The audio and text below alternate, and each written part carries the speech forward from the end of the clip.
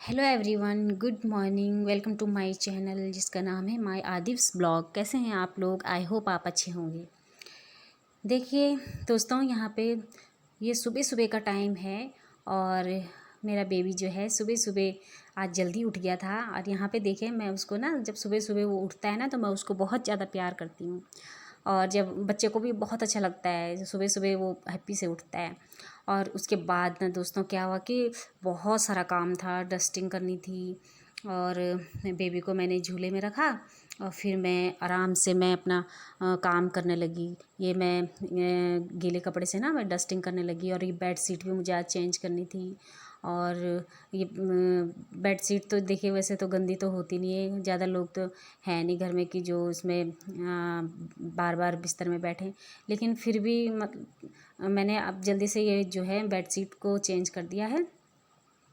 और इसको अच्छा रहता है कि अगर हम अपने घर को अच्छे से डेकोरेट रखें और तो अच्छा लगता है, देखने वालों को भी अच्छा लगता है। फिर उसके बाद मुझे बहुत मतलब बेड के नीचे भी मुझे झाड़ू वगैरह लगाना था, तो मैंने बेड के नीचे से चारों कोनों कोनों से भी झाड़ू वगैरह अच्छे से लगा दिया। और ये देखिए यहाँ पे ना बेबी को मैंने इधर रखा हुआ था, ठीक है।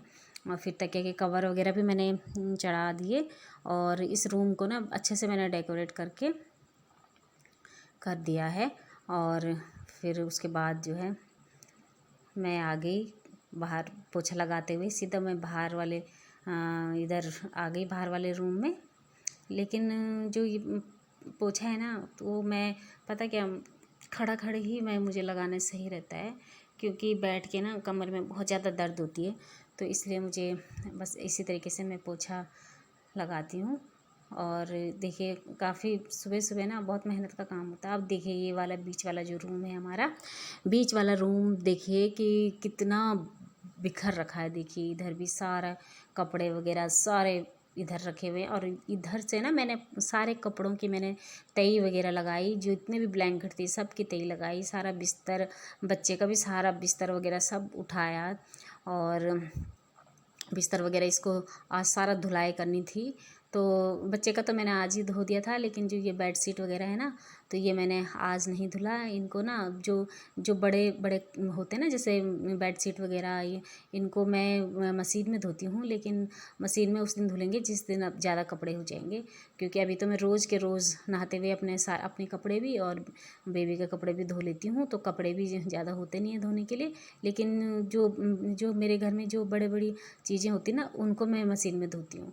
और ये देखिए मैं गीला कपड़ा लिया और गीले कपड़े से ये बेड के पीछे का जो है ना डस्टिंग, ये सारा डस्टिंग को मैंने सारा डस्टिंग कर दिया। सारा जो धूल मिट्टी आती है ना बाहर से, सारा साफ़ कर दिया मैंने। और बेड के चारों तरफ भी इधर भी कपड़ा मार दिया। और फिर तकिया के कवर वगैरह चढ़ाई और बेड शीट को फिर अच्छे से चारों तरफ से कोनों कोनों को दबा के ना अच्छे से करना पड़ता है। और क्या है ना कि हमारे यहाँ पे जो ये वाली जो बेड शीट है ना मुझे बहुत पसंद है, ये वाली, ये ब्लू वाली। और फिर तब तक ना बेबी उठ गया था, बीच बीच में बेबी ना बार बार उठ जा रहा था। तो तब मैंने उसके लिए सेरेलैक बनाया और सुबह सुबह मैंने उसको सेरेलैक खिला दिया। और सेरेलैक खाने के बाद ना वो फिर से सो गया, क्योंकि उसको भूख लगी रही होगी ना। तो उसको मैंने जैसे ही खिलाया वो फिर से मैंने वो मतलब उसको नींद आ रही थी उस समय। तो मैंने सोचा कि मैं पहले इसको सुला देती हूँ, फिर उसके बाद मैं काम करूँगी। तो फिर मैं उसको देखो ये ड्राइंग रूम से, फिर किचन से लेके और फिर अंदर रूम से लेके चारों तरफ से मैं उसको घुमा रही थी, ताकि उसको ना नींद आ जाए जल्दी से। और उसके बाद जैसे उसको नींद आई ना तो उसको मैंने ड्राइंग रूम में रखा और फिर मैं अपने अंदर का पोछा वगैरह फिर से मैं लगाने लगी। और उसके बाद ना जैसे ही मैंने अंदर का पोछा वगैरह जैसे ही लगाया, दरवाजे के पीछे भी देखिए बहुत गंदा रहता है। और फिर उसके बाद मैंने सोचा कि मैं ना बेबी को अब अंदर वाले रूम में तो सफाई हो गई, तो फिर क्यों ना मैं बेबी को अंदर वाले रूम में रखूं। और ये जो ओढ़ना है ना इसके ऊपर मैंने हल्के से उसके पैरों में रखा, खाली पैरों में, क्योंकि फ़ैन तो चल रहा था। फिर मैं ड्राइंग रूम में आई तो फिर ड्राइंग रूम में मैंने फिर झाड़ू वगैरह लगाया जल्दी से, और झाड़ू लगा के फिर ड्राइंग रूम में फिर पोछा वगैरह सा पोछा भी लगा के, और फिर मैं जल्दी से फिर बाहर के तरफ भी मुझे काम करना था काफ़ी, और बाहर मतलब बाहर भी बहुत धूल मिट्टी हो रही थी, तो सारी चेयर वगैरह सब अलग करके हटा करके फिर वहाँ भी पहले अच्छे से झाड़ू झूड़ू लगाया मैंने। और झाड़ू लगाने के बाद ना बहुत ज़्यादा कूड़ा निकला, सच में क्या बताऊँ मैं, इतना सारा। फिर उसके बाद यहाँ पोछा भी लगाया इन सारे टाइलों में, क्योंकि बहुत दिनों से ना बहुत ज़्यादा गंदा हो रहा बाहर की तरफ होता, क्योंकि आंधी तूफान आ रहा है ना बहुत ज़्यादा। और उसके बाद देखिए जब मेरी पूरी सफाई हो गई, मैं डिटॉल से हाथ वगैरह धो के सब अंदर आ गई, तो ये देखिए मेरा सबसे अंदर वाला रूम इस तरीके से लग रहा था। ये बेडशीट है, 2 तकिया है, इधर ब्लैंकेट है, पूरा अच्छे से मैंने क्लीन किया इस रूम को, और पूरा डस्ट वगैरह सारा साफ़ कर लिया था मैंने। और फिर ये रहा मेरा दूसरा वाला रूम, बीच वाला जो रूम है। ये देखिए इस तरीके से हमारा बेड ये लग रहा था, ये देखिए। और ये साइड से जो ब्लैंकेट है ना, तो ये ब्लैंकेट मैंने बेबी की वजह से लगा रखे हैं। फिर उसके बाद मैं आई किचन में, क्योंकि बेबी उठ चुका था, तो किचन में आ करके ना मैंने उसके लिए बनाया बनाना प्यूरी।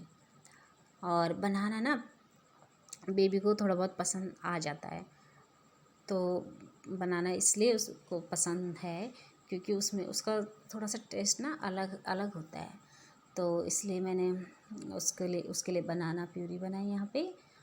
और फिर उसके बाद उससे पहले ना जब बेबी हमारा जब उठ गया था, तो उससे पहले मैंने क्या किया, अपने बेबी को मैंने सोफ़े में बिठाया ड्राइंग रूम में जैसे ही बेबी को मैंने बिठाया, तो उसके पास मैंने कुछ खेलने के लिए दिया, और वो आराम से वहाँ पे खेल रहा था।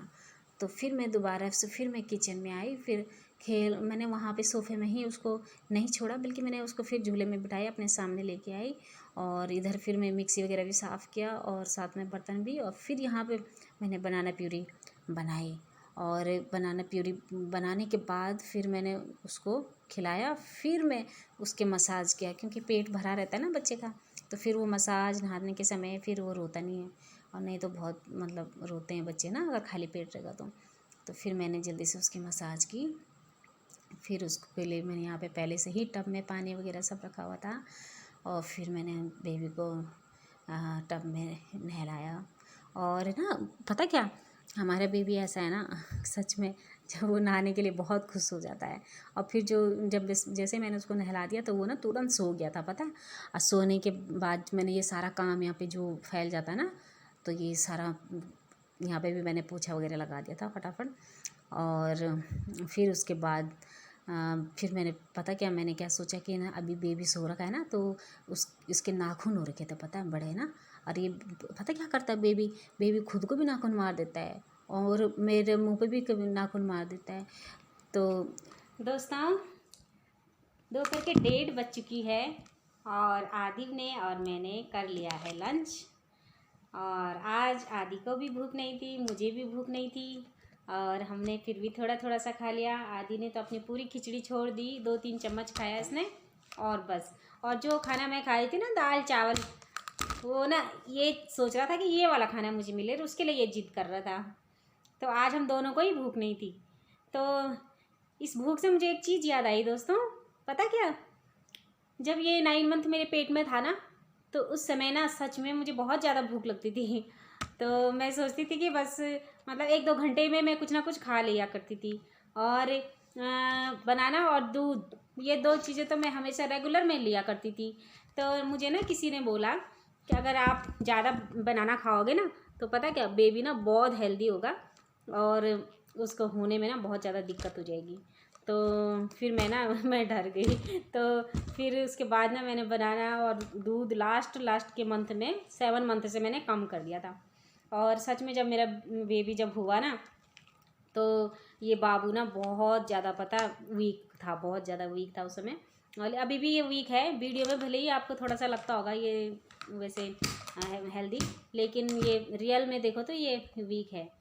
तो मैं इसलिए बता रही हूँ ना दोस्तों, और उस समय ना मेरी बिल्कुल भी तबीयत ख़राब नहीं हुई सच में। जब मैं ज़्यादा ना मैंने रेस्ट किया, और मैं ना बहुत ज़्यादा काम किया करती थी उस समय, और मतलब बिल्कुल भी मेरे अंदर आलस नहीं आया किसी भी काम से लेके।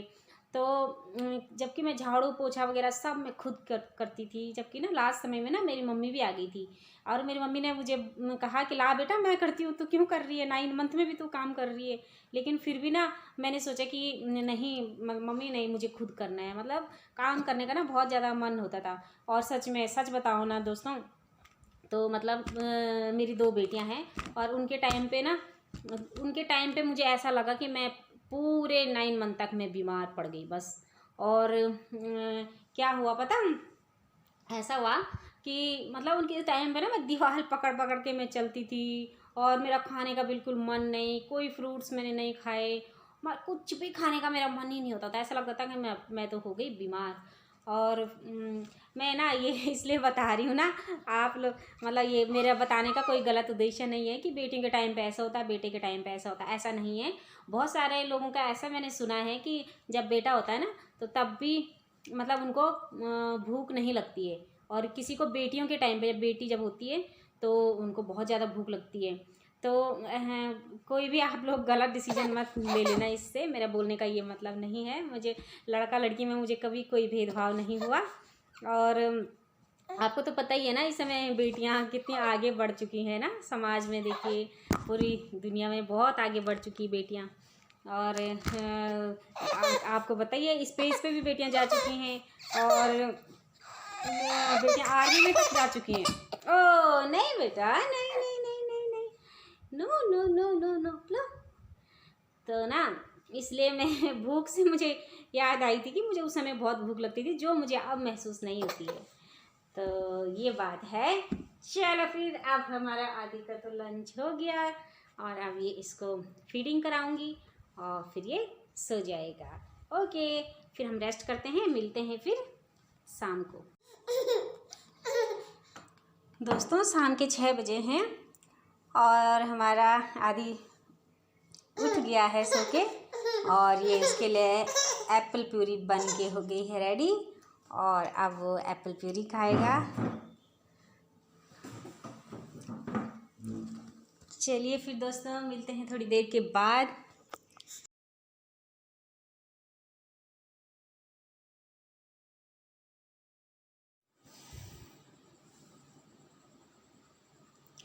तो दोस्तों यहाँ पे पता क्या है ना, यहाँ पे बनाना कच्चे कच्चे बनाना मंगा लेते मैंने किसी से।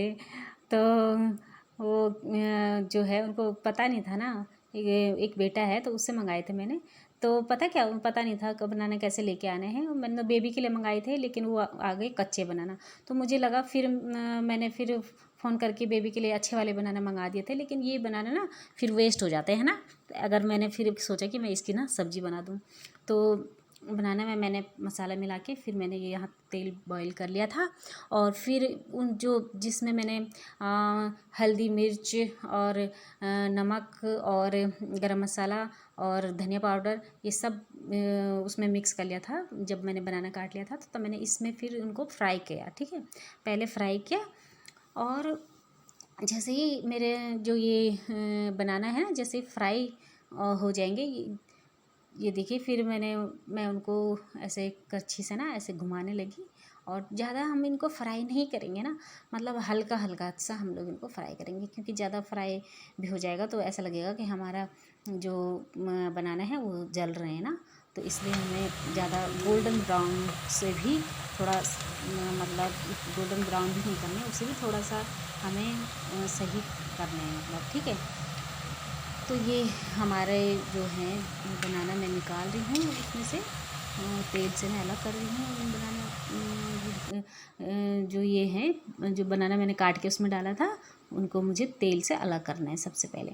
अब हमारी कढ़ाई में देखिए ज़्यादा तेल है ना, तो हमें इस तेल को कम करना है अपने, क्योंकि सब्ज़ी हमारे पास कम है तो इसलिए हमें ये तेल को कम करना है। ठीक है, और तेल को मैंने दूसरे बर्तन में खाली कर दिया था, ठीक है। और ये तेल में अब मैंने यहाँ पे जीरा डाला, ठीक है। और जीरा डालने के बाद फिर मैंने यहाँ पे प्याज डाला और प्याज को मैंने ब्राउन किया, हल्का ब्राउन किया मैंने प्याज को। फिर प्याज को थोड़ा सा हमें 2 मिनट तक हमें ऐसे घुमाना है। और ये फ्रिज से मैंने अदरक लहसुन का मैंने पेस्ट निकाला, जो मैं डिब्बे में पहले ही बना के रखती हूँ। ये देखिए, ये है मेरे अदरक लहसुन का पेस्ट। और क्योंकि ना अदरक लहसुन का पेस्ट बना के रखने से फ़ायदा होता है, एक तो समय की बचत होती है और एक तो टाइम से हमें मिल जाता है, उसमें किसी भी चीज़ में डालने के लिए अच्छा है अदरक लहसुन का पेस्ट। फिर उसके बाद मैंने प्याज तो मैंने फ्राई करने के बाद मैंने टमाटर डाला और टमाटर के डालने के बाद उसको भूना, फिर नमक डाला, फिर ये मैंने मसाले डाल दिए। मसाले में वही था, गरम मसाला था, हल्दी और मिर्च, धनिया और सब्जी मसाला। और फिर उसके बाद जो है मैं वो डालने के बाद फिर इसको थोड़ा सा भून लो और भूनने के बाद इसमें बस ढक्कन लगा दो। और ढक्कन लगाने के बाद